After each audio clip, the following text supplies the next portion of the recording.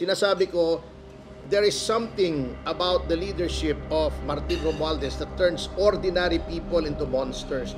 Kaibigan ko yan si Dan Fernandez, si Paduano, I know them, si Luistro. Kasama ko pa sa Hong Kong yan nung nag-trip kasama ni GMA. Mabait yan eh.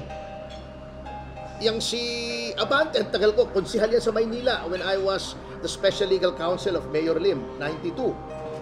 Kilala ko lahat yan, mababait yan eh. Ewan ko kung ba't naging monsters yung mga yan na alam nyo kung bakit tinedetain si Cassandra Leong. They want her to produce certain documents which we already explained to them na wala sa amin.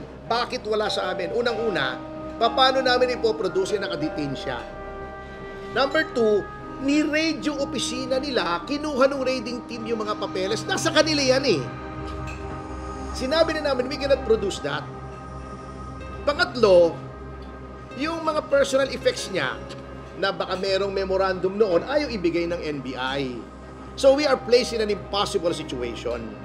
Alam nyo, kung in aid of legislation lang yan, which is exactly what the House Quadcom should be doing, yung mga papeles na yan nandun sa raiding team kunin nyo. Pero humahanap lang kayo ng justification to continue detaining Cassandra Leong. Bakit? Because you're still expecting her to turn against other people pag ginigipit nyo